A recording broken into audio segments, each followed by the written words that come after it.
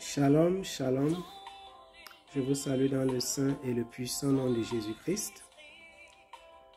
J'espère que vous vous portez bien. Je me porte bien par la grâce de notre Seigneur. Je voudrais conclure avec notre petit sujet de discussion concernant la fête de Noël. Qu'est-ce que nous avons dit jusqu'ici? Donc, jusqu'ici, nous avons dit que, en ce qui concerne Noël comme fête,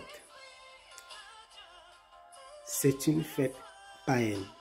Ça doit être clair. Noël est une fête païenne qui n'a rien à voir avec les enfants de Dieu, avec les chrétiens. Qu'est-ce que nous considérons, qu'est-ce que nous appelons fêter Noël? Fêter Noël, dans le monde, ça signifie se faire des cadeaux, particulièrement à l'occasion, se faire de nouveaux vêtements, acheter des jouets aux enfants, leur raconter des histoires concernant le Père Noël, ensuite également leur acheter des jouets, si je ne sais pas si je l'ai déjà cité, et par exemple créer des occasions particulières, des surprises étranges. Installer des arbres de Noël, des guirlandes, mettre des jeux de lumière. C'est cela qui signifie fêter Noël. Et puis maintenant, il y a tout ce qui concerne les ténèbres, c'est-à-dire la débauche qui a attaché à la fête de Noël, les excès de vin et les excès de table. Mais le fond, le cœur de la fête, c'est ce que nous avons cité plus tôt. Nous avons dit que vous devez éviter ces choses.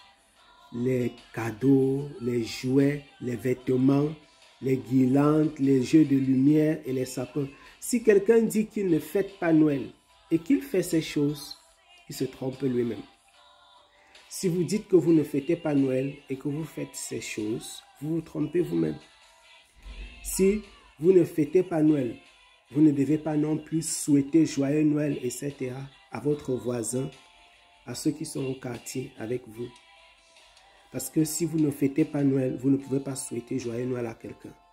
Je ne sais même pas ce que ça veut dire joyeux Noël. Nous avons suffisamment été et discuté là-dessus. Il y a plusieurs publications qui en ont parlé. Noël est une fête païenne et les enfants de Dieu ne doivent pas la célébrer. Nous avons abordé le sujet concernant les enfants. Vos enfants, il faut savoir les éduquer. Il faut savoir dire la vérité aux enfants pendant qu'ils sont encore jeunes. Sachez dire la vérité à vos enfants pendant qu'ils sont encore jeunes. Quand je dis pendant qu'ils sont jeunes, ça veut dire dites la vérité à vos enfants dès le bas âge pour qu'ils grandissent avec la vérité. À partir du moment où vous la connaissez, transmettez-leur la vérité en tenant compte des spécificités du caractère de chaque enfant, de comment ils sont de façon intrinsèque. Mais dites-leur la vérité. N'ayez pas peur d'affronter l'école, d'affronter le maître, le directeur, d'affronter la société. Dites la vérité à vos enfants. Dites-leur la vérité parce que vous la connaissez, la vérité. Ça, nous l'avons dit. Nous avons également précisé ceci en ce qui concerne les chrétiens, avant de prendre le sujet que je voudrais toucher aujourd'hui et conclure totalement en ce qui concerne la fête de Noël.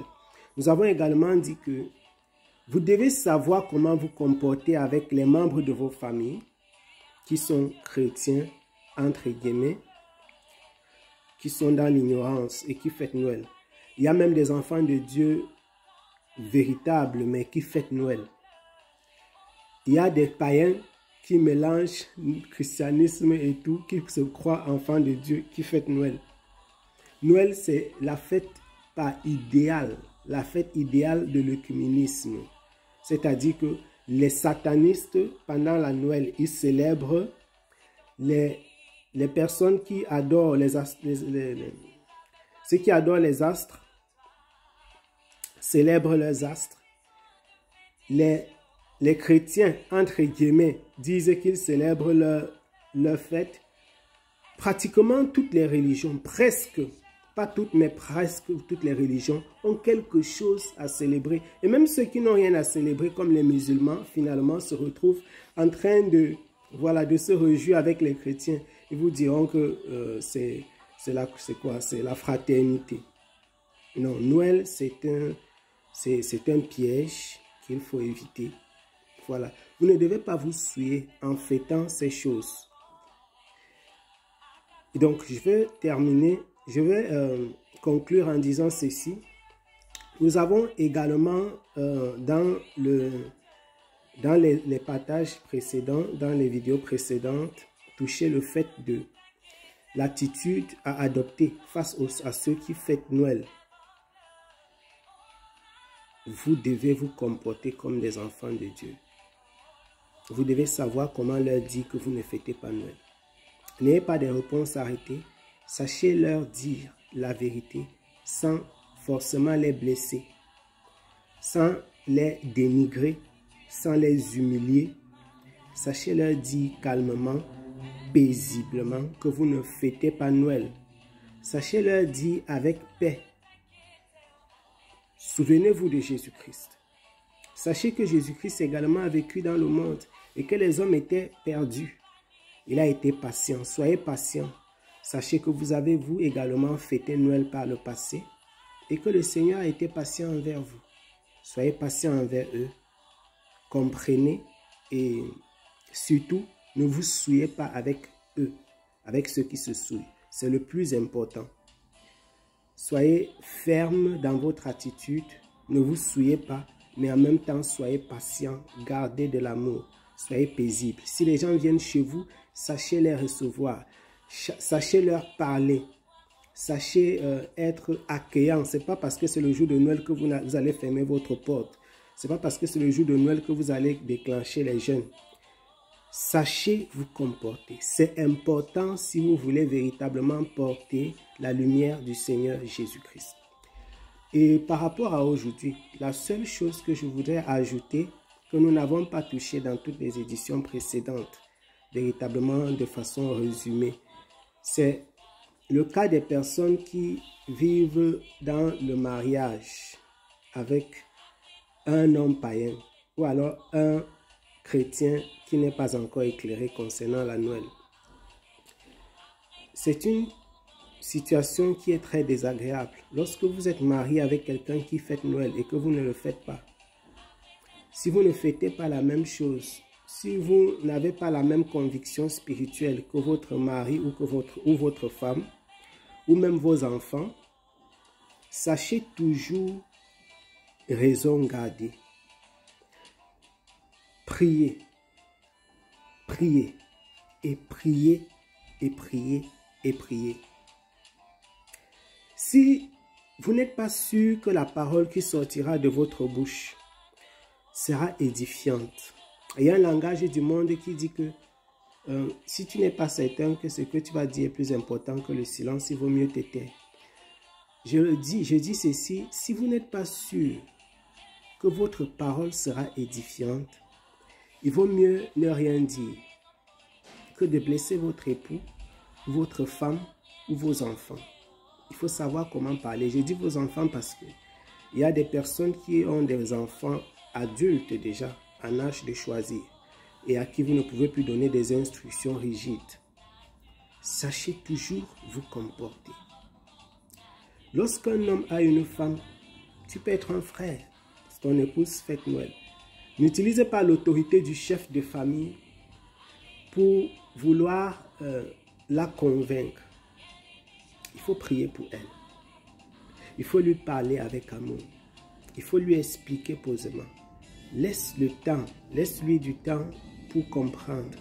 Laisse du temps au Saint-Esprit pour travailler dans sa vie. Si vous avez un époux qui fête et que vous ne fêtez pas, c'est encore plus grave parce que la femme par essence, entre guillemets, par nature, par commandement, doit se soumettre à son mari. Elle doit obéir à son mari. Et donc, les divergences d'opinion sur la question de Noël ne doit pas être une pierre d'achoppement pour votre mariage. Ça ne doit pas être une occasion pour insulter, mépriser votre époux, pour lui parler n'importe comment. Et je profite pour dire ceci aux femmes qui sont dans la vérité, aux femmes qui ont découvert la lumière de Jésus-Christ. Faites très attention. Qu'ils ne grandissent pas dans votre cœur de l'orgueil, parce que vous connaissez Jésus-Christ, parce que vous avez des songes ou des révélations. Pareil pour les hommes. Pareil pour les hommes.